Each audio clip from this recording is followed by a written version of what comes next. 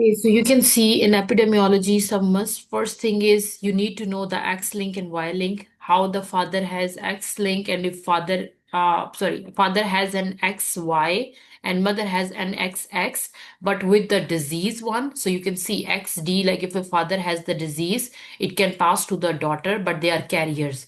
But with the son, they are not, they are unaffected.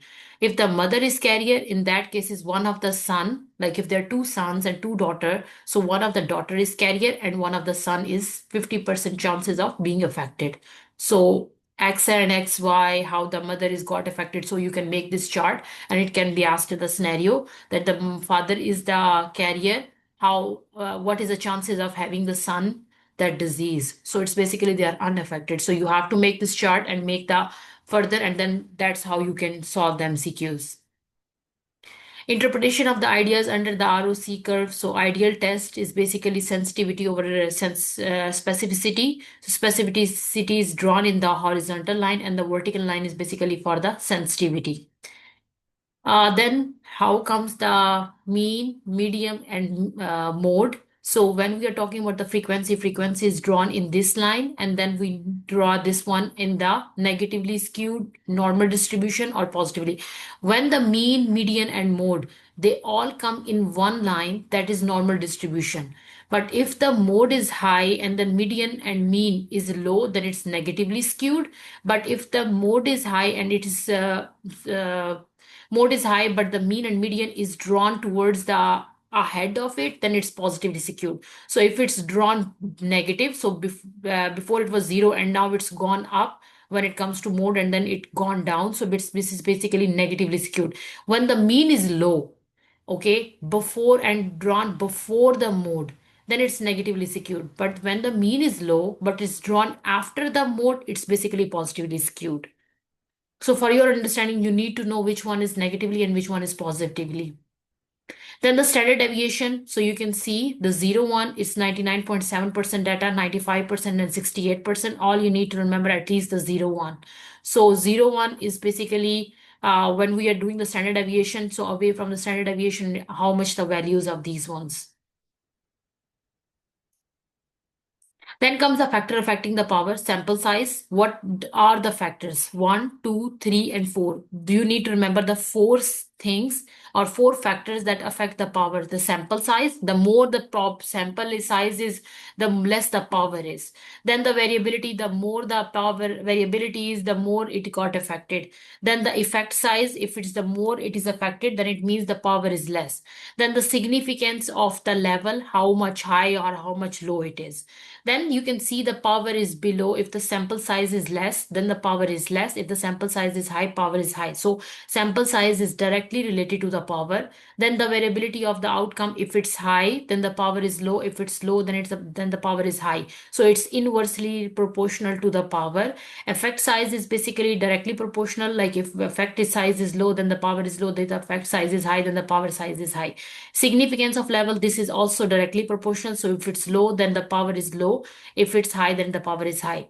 As you can see, more difficult to why the like the note, how does it affect it? So sample size is low, more difficult to detect the effects. If it's high, the easier to detect the effects.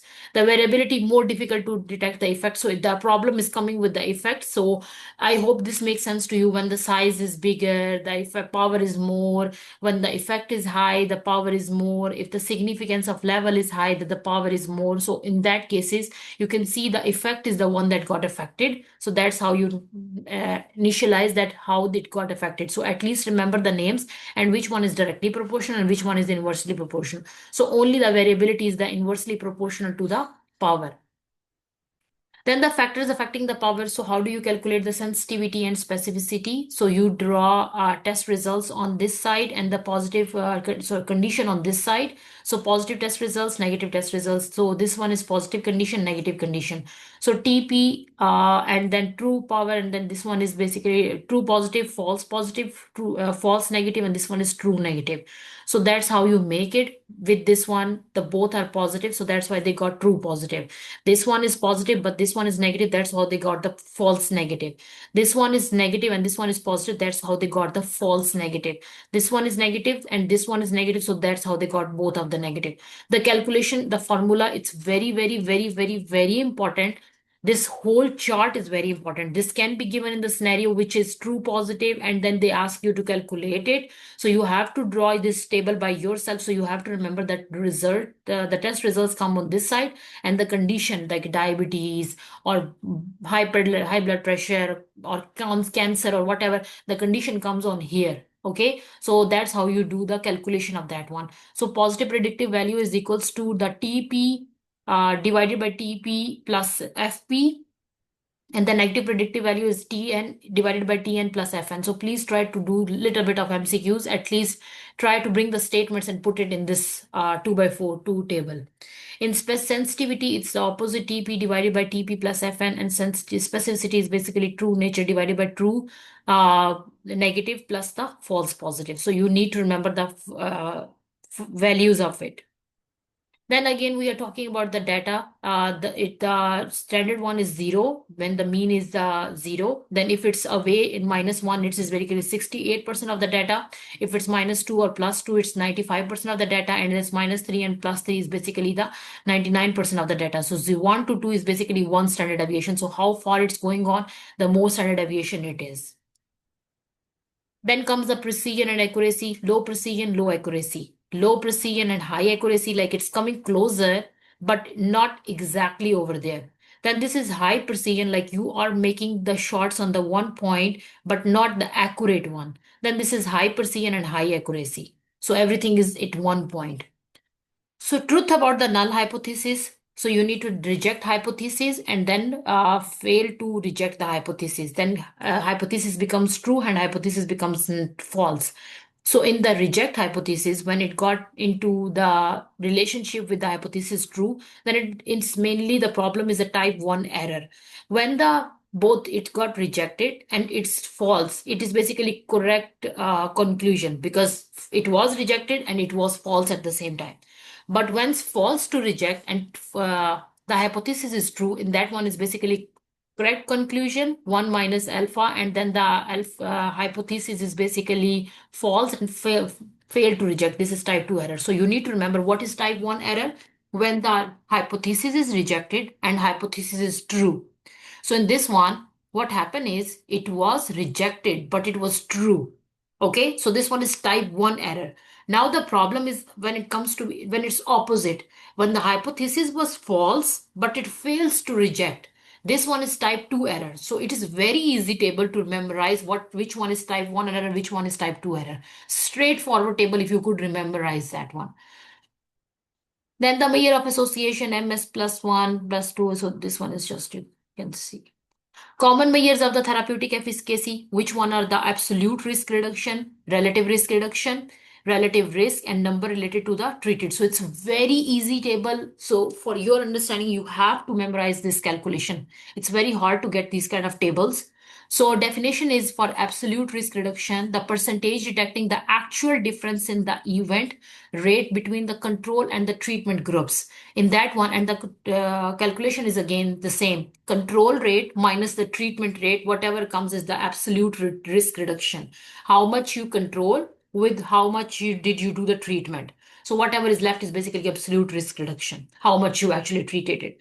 Then comes the relative risk reduction. In that cases, we do the relative. Sometimes they ask you, they give you a formula, values of the treated rate, then gives you the value of control rate, and then ask you to calculate the relative risk reduction. In that cases, first you have to calculate the absolute risk reduction and then go to that one. So if you control minus treatment is equals to absolute risk reduction, now in the whatever comes divided by control rate again, then it comes to the relative risk reduction. Please keep it in your head. The formulas are very, very, very important. The questions sometimes are very easy. The more you remember the formulas, the more it will be easy. Relative risk, then the risk of the probability of an event occurring in the treatment group compared to the control group. So relative risk is equals to the treatment rate divided by the control rate. Then the number needed to be treated is basically 1 divided by the absolute risk reduction. So you need to at least remember the absolute risk reduction, otherwise you will not be able to calculate the relative risk reduction and the number related to the needed to the treat. Then again, this is mean in the center, and this is C is equals to 1. So they're talking about the confidence level. So it's basically the significance level is this one, alpha, whichever is given to you, and then it's 1 minus alpha. So in that case, this is basically the confidence level, the more it is like that. Then again, they are talking about the receiver operating characteristics curve. In that one, the false positive rate is here, then the true positive rate is here. So if they draw a chart, that higher specificity and higher sensitivity, the more it's away, the more sensitive it is, the more it is close, and the low it is, the more specific it is. Then again, the test results are here and then the disease is here. So please keep it in your head. The disease goes in the horizontal line on the top. The results come on this side. So if it's positive and the disease is present, this is basically true positive. If it's positive but the disease is absent, this is basically false positive. If it's negative and the disease is present, this is false negative. If the disease is absent and it's negative, this is true negative. How do you calculate? A plus B is equals to and C plus D, and then C plus A plus D, and then B plus D, and then in the end total is basically A plus B plus C plus D. Then again, we are talking about the sensitivity and sensitivity. Number of the patients come on this side, then the antigen concentration comes on this side, the middle cutoff where they combine with each other. This is the negative test, this is a positive test. The more it is here, the shorter parts, because they overlap with each other, so they are false negative and false positive. The true nature is on the above part. Sensitivity and specificity, and again, negative predictive value and the positive predictive value. The test results come on this side, the disease go on this one. So please don't mix up where is the 2 by 2 table. The positive and the present, it's true positive, it's positive and it's absent, this is false positive. If it's negative and it's positive, this is false negative. Again, we are talking about the same thing. So we discuss this one. Then they are talking about this chart, and then in this one, if you see, this is the lower cutoff and this is the higher cutoff. So this one is the true negative and it's gone down, but this is true positive, it's gone up. And then if they combine with each other, so there is an overlapping part which is basically true, false negative and false positive, false negative and false positive. So usually if you could remember this simple one, it's more than enough for you. At least remember where they overlap. This is a disease and this is healthy. So this is a disease and this is healthy, and this one is where they're not showing up any symptoms, or where there is a disease but they are not positive in the test results. Then again, we are talking about the prevalence. The more prevalence high in which one? There is a positive predictive value, there is negative predictive value. If there is a prevalence is low, the positive predictive value is low and the negative predictive value is high. So that's how you decide the prevalence. And this can be asked indirectly, the MCQs, that in prevalence, what value will be high? So in prevalence, the positive predictive, so you can see P, all the P's will be high. In P, all the P's will be low. So the prevalence, as it starts with the P, all the P's will be in the same correlation with that one. It can be easy to just for your understanding. Then the independent variable, this is a dependent variable. Qualitative, quantitative, qualitative, quantitative. In the qualitative, quantitative, this is basically chi-square or logistics one. This one is the independent and this one is this one. So when there is a qualitative independent and then quantitative, this one comes in the t-test, ANOVA and linear regression. Then there is a quantitative independent value and dependent value in the qualitative. This is logistic regression. Quantitative correlation and the linear regression. The number of the negative linear positive, so positive linear value. So if this is drawn like this, so please, for your understanding, if it's gone from your zero value and going up, this is basically the positive values. If it's gone from the down to the top from the negative and it's drawn like this is negative. Always keep it in your head. Then the number of the systemic errors. So we already discussed the biases, selected biases, and what are the observational biases. So common type of the systemic errors in the systemic studies. So selection biases. It's a very important thing. What are the selection biases and what are the observation biases? In the selection biases, in this one is basically inappropriate selection or the poor retention of the study subjects. In that one is like sampling bias, non-response bias, Bergson bias, prevalence bias, and attrition bias. If possible, at least go to the definition of those ones. If not, at least remember the name of these ones. The ascertainment in this one is the study population differs from the target population due to the non-random selection methods. In the non-responses bias is basically high non-responses rate to survey questions can cause the errors if non-responders differs in the some way from responders. So there is a problem with the responses. In the Bergson is basically the hospital-based patients may lead to difficult not applicable to the target population because whatever is happening in the hospital, you cannot compare them with the normal population. Prevalence bias is basically exposure that happens long before the disease assessment. So this is basically it happened long time ago and now you are making the assessment. The attrition bias is basically significant loss of the study participants may cause the bias. So a lot of people just got missing. Then comes observational. In this case, now the disease is all sorry, the studies has already been going on, but the problem is comes with the observation. The selection was where you actually started, and the problem comes with this population. In this observational, this one is comes with the person who is doing the research. The observational is basically recall. If they are not able to properly recall with the exposures and outcomes, what's going on, then the observer bias, like what do they feel, they just put on that values. Reporting bias is basically subjects over or the report exposure history due to the perceived social stigmatization.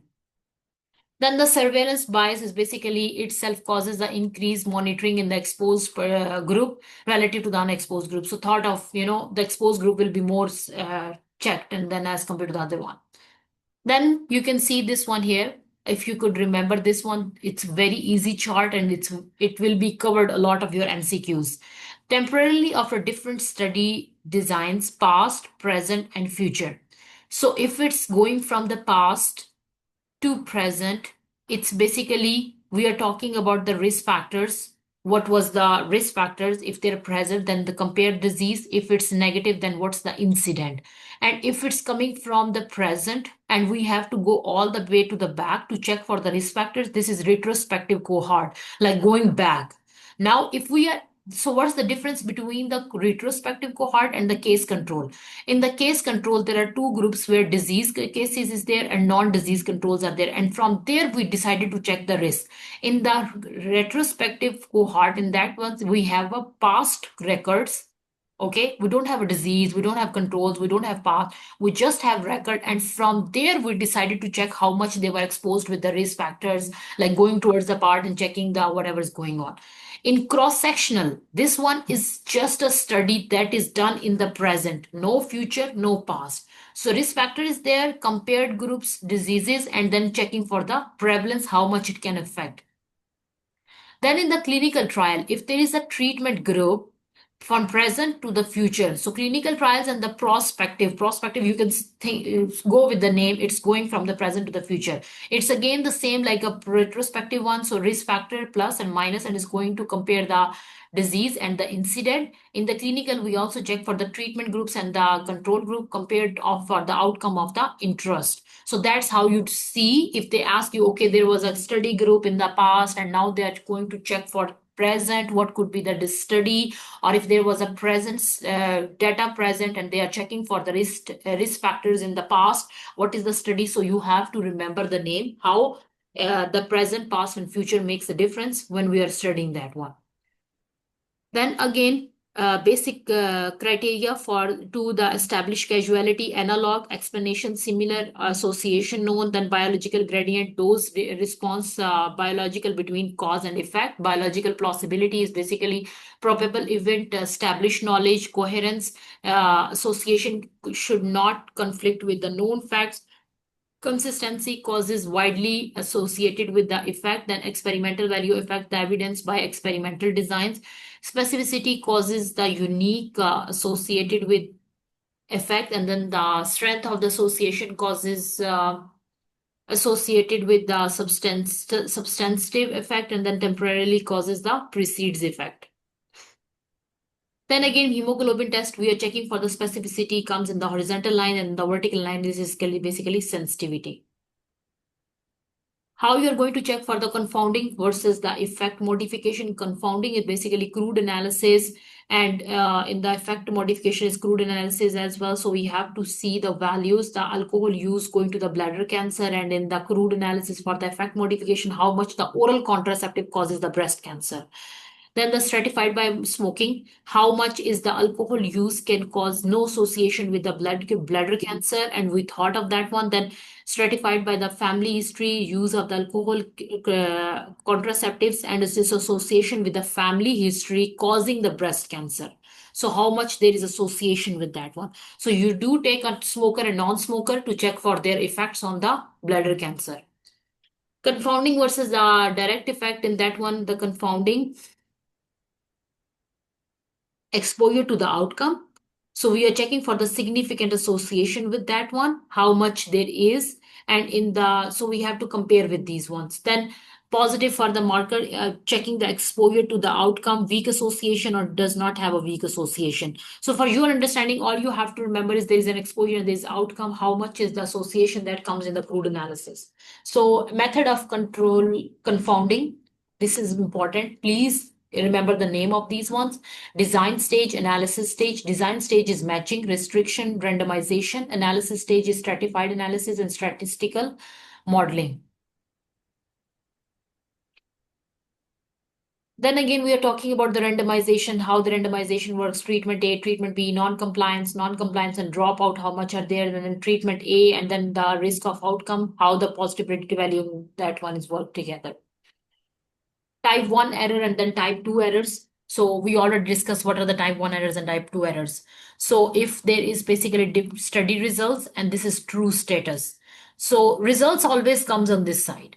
Difference calculated as statistically significant. So this is basically hypothesis rejected. So we already discussed this one, that hypothesis was false. So this is basically correct.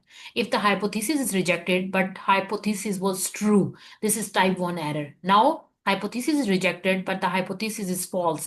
Accepted, but the hypothesis was false. This is type 2 error. Falsely concluded, there is no difference.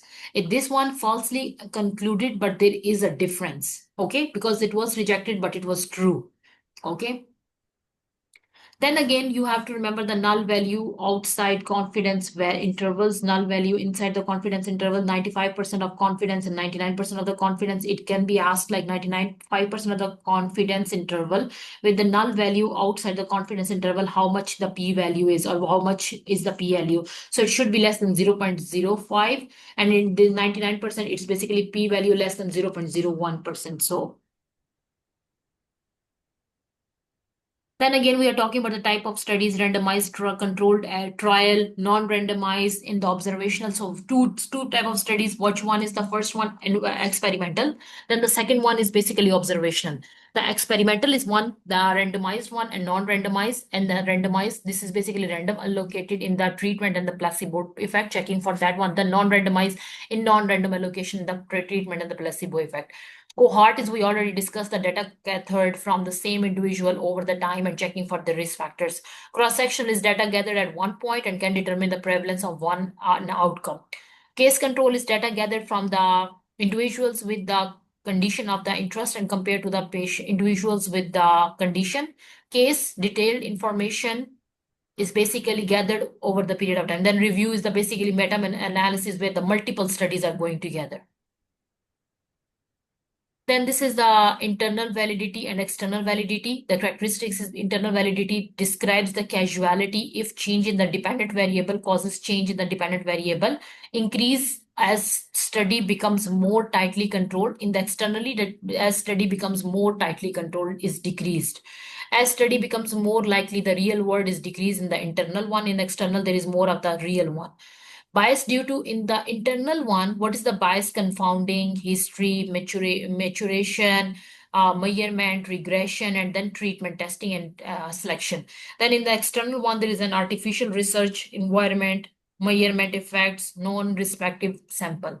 So I think if you do this much, You are good with the biostats. Let's go to this one. The value is rate, ratio, and proportions. Remember the for definition of these ones, the rate is measurement, the frequency of an event. The ratio is compared the magnitude of one quantity to another. Then the proportion is a ratio where the numerator is part of the denominator. Incident rate is the number of the new cases in the population. Then prevalence is basically total number of the cases in a population over a defined period of the time. Two form of the prevalence, point prevalence and then period prevalence. Point prevalence is basically we're checking from one point, okay, 2015, how many cases were there. In period time 2000, from 2015 to 2025, how many cases or new cases, new death and everything is going on. So you remember that. Then the function of the incident rate and the disease duration from onset to the termination, how much was the rate, disease, so we check everything from there. Then comes the age standardized rate is the adjustment of the crude rate of the health related event using a standard population. Standard population is one with the number of the persons in each age and each person, each group. So starting from age 1 till age 50, there was each 50 people, but with the each age 1, 2, 3, 4. So standardized prevents is basically bias that can occur when a crude rates from two similar dissimilar populations are compared. So in that cases, they allow for the calculation of the standardized mortality rate and where the standard mortality rate is basically observed number of death divided by expected number of death. Then again, the life expectancy PQLI are the important. So expected number of years to be born, to be lived by a newly born. Then the crude death is basically mortality of all the causes of the death. Then infant mortality rate, number of the reported death, because the definitions are important. They can give you definition and ask you what it is. Okay, simply the straightforward definitions. Infant mortality rate, number of the reported death among the children less than 1 year of the age. Then the maternal mortality rate is the number of the death of the women during pregnancy due to the prepubertal causes. Potential, then we are talking about the PYLL, potential years of the life lost, how many years have been lost, calculated of the population using the difference between the actual age of the death and the standard expected date of that. So if someone is told, okay, he's going to die in 60, but he died in 50, so that's what they're talking about, the potential years. Disability adjusted life years, so they are talking about number of the years lost due to the premature mortality, or number of the years if someone developed he was supposed to live until 70, but he developed diabetes and he got amputation, so now he got disability and how much it got affected that. Then talking about the quality adjusted life year, years of the life weighted by the quality ranging from 0 to 1, weights to assign at large on the studies that assess the effect of the various conditions. Then again, I think the epidemiology, we kind of discussed the sample one. What is the sample, the random, systemic, stratified, duster, and convenience one. Then the population is basically collection of the individual's region and all that. Sample size is based on how much it got affected the power. So we saw how many, what are the factors that affected the power. Sample size is there, the increasing the number of the size, increasing the statistical precision. Then we are talking about the bias. Bias is basically, we already see what are the number of the bias basing on the selection bias and the observer bias. So selection, Bergson, and non-response in this one. You either do it from here, either do it from there, same thing. Then we are talking about confounder. So we did not see much of the confounder part in that notes. So do a little bit of confounder from here, at least the definition. The variable that is related to both the exposure and the outcome, but is not a mediator in the exposure and outcome relationship. So they are related to each other, to both of them, but they have no actually exposure or relationship. So distort the estimated effect of the exposure if not associated for in the study design. So it could be affected with the randomization, stratification, matching, and regression modeling can help minimize the confounding effect.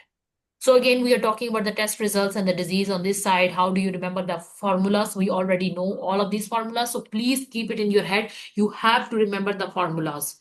Then the likelihood ratio, I did not see the likelihood ratio formula over there. So likelihood ratio is equals to sensitivity divided by 1 minus specificity. Likelihood ratio minus negative, it's basically the minus 1 minus sensitivity divided by specificity.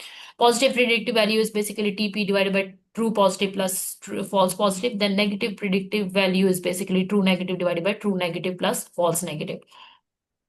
So you can make the 2 by 2 table and then calculating the sensitivity. They can directly give you a true positive value and ask you to calculate the likelihood ratio. If you don't know how to calculate the sensitivity, it will be very complicated for you. So please keep it because each thing is related to each other. So if you see, I mean, I understand that, sometimes they give you to calculate the sensitivity directly, but sometimes they ask you to calculate the likelihood ratio. Now, in the likelihood ratio, you have to calculate the sensitivity and specificity first and then go for the other one. Then the sensitivity, specificity, the pre-test probability, and then post-test probability. So in this case, you have to remember all of those ones. So mainly the formulas, if you could keep that in your head, it will be very easy for you. Then the effectiveness, efficacy, and then efficiency. We are talking about efficacy. Efficacy is the extent to which our specific intervention produces a beneficial result under the ideal condition. In that case, this is basically efficacy. So some things that is not in that notes, do it from here, otherwise that notes is more than enough. But in that notes, did you see that there is no sensitivity, specificity, no likelihood ratio formula, but there was no confounding? So in that case, is try to find out what's not in there and do it from Toronto notes. But whatever is in that 23 pages, you are good enough for whatever it is, because here in the Toronto notes it's a little complicated and you have to read everything. So that's why. And at least in the Toronto notes, do a little bit of definitions. In epidemiology, the most important thing is definitions. The word exactly, or the definition is exactly the same lines from Toronto notes. So that's why it's kind of easy if you do it from Toronto notes and mix of doing it with the notes. Then the efficacy, the extent to which the specific intervention produces a beneficial results under the ideal condition. Then effectiveness, measure the benefit of the intervention under the usual conditions of the clinical care. Then efficiency is basically how much the economy is there, money, time, personal equipment, all works together for the efficiency. Then again, we talk about the diseases comes on this side, and the exposure results or whatever comes in the vertical side. Please, when are you making 2 by 2 table, please keep it in your head which one comes side on which side, because if you don't know the sides, that's how you miss up the whole formula, whole calculations, because they don't give you 2 by 2 table. You have to make your 2 by 2 table too. Okay, so they give the values and you have to decide which value goes in which side. So that's why it's kind of little tricky. Case control study is basically odds ratio, A divided by C divided by B divided by D.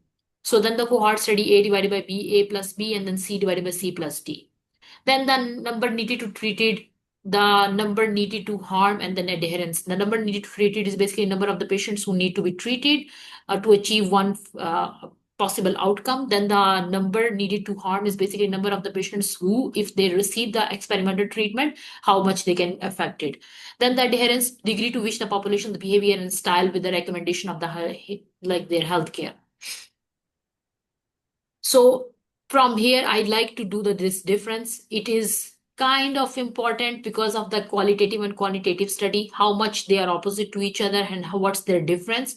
So in qualitative studies, basically where you observe under to generate the hypothesis. Don't try to, I wouldn't recommend making concepts with the epidemiology. The more you try to concept, the more complicate you will self. You will make yourself. So at least the things that makes kind of understanding to you, go for that one. But if the other things, try to like keep it in your fingertips and go with the formulas, go with the things that you can make it easy to memorize it.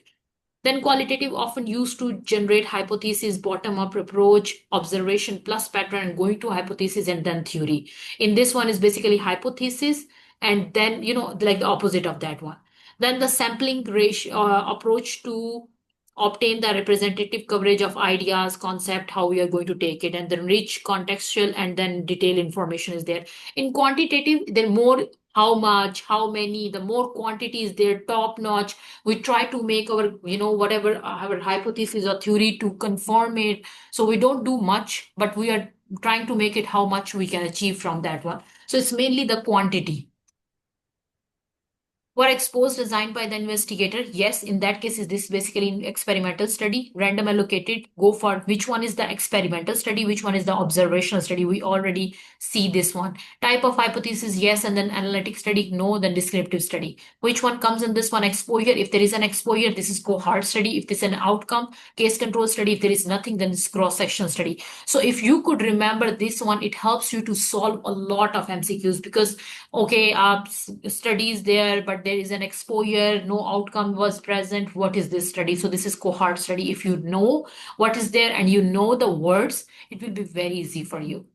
Then again, they are giving you again the full description of what is observational study. In that one type of studies, ecological, cross-sectional, case control, and cohort studies. At least remember the one, the subjects, there is an aggregated population, the sample of population, there are two or more samples, and then this one is number of the cohort.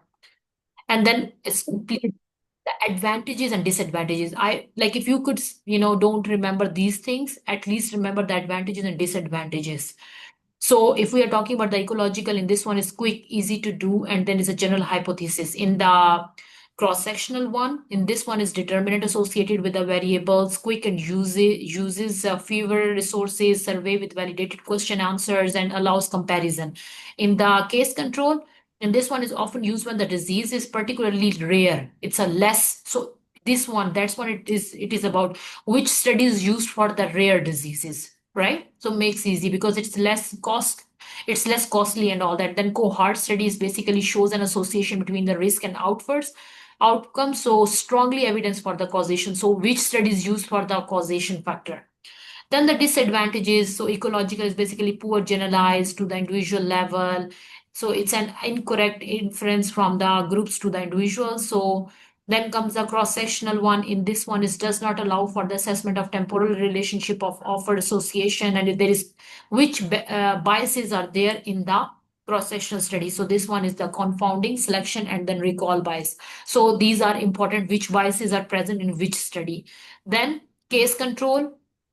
Recall bias confounding is there, and then selection bias for the cases and controls, and only outcome can be measured. So in this one, in the cohort, it's basically confounding may occur to the individuals of unknown and unmeasured factors are associated with the measured exposure and outcomes. So there's a cost and duration, and then most important question is which of the study is costly. So this last one is costly, the cohort one. Okay. Then we are talking about the experimental study, the randomized control trial. There is a single blind, double blind, and then triple blind. Then again, this is a gold standard for the studies upon which the practices of EBM is founded. Disadvantages is some exposures are not amendable to the randomization, can be difficult to randomly allocate the population, difficult to study rare events. So for rare one, we already know which disease is the for the rare one. Contamination, co-intervention, and have the poorly generalized, and this is very costly. Then meta-analysis is like when there is a lot of studies going on. In this one is the advantages attempts to overcome the problem of reduced power and can address the questions. In disadvantages, studies make heterogeneous and then inappropriate to combine. Now we are talking about the mean, median, and value. I think in that notes, the mean median value is little bit more good as compared to here. Here, the more thing given is basically the formulas. So do formulas from here, but try to understand the mean median from there. I think that is more than enough. You don't have to go into very detail of this because you are not public health, you are not epidemiologist, you are nothing. You are just a family physician. At least knowing the basic formulas, basic definitions, you are good enough. So mean, median, and mode, 68% of the observation fall in the one standard and 95% falls into the two standard. So in 99% falls in the third standard. So mean, median, and mode. So sometimes you are so lucky that in biostats, they only like to test the mean, median, and mode. Like if you are the most lucky one. So try to be, make dua for yourself that you are only the lucky one where you got only the mean, median, and mode. Believe me, there are people who just get questions from here and they don't get questions from anywhere else. I'm talking about the calculation point of view. Measures of dispersion is the range, variance, and the standard deviation. The range is the largest values minus the smallest value, like very largest and very smallest. Then the variance are measure of the spread of the data. Standard deviation is the average distance of the data points from the mean. Given the mean and the standard deviation of the normal distribution curve, then the distribution of the entire data. So this is the data analysis, the type 1 error. I think we already discussed this one, and the type 2 error. We already discussed how the hypothesis and everything work together.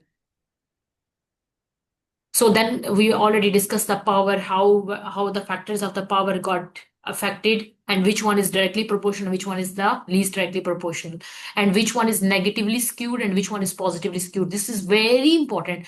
When I'm talking about mean, median, and mode, at least make your good understanding about mean, median, and mode, which one is negatively skewed, which one is positively skewed. So if the mean is coming before the mode, it's basically negatively. If the mean is coming after the mode, it's basically the positively skewed.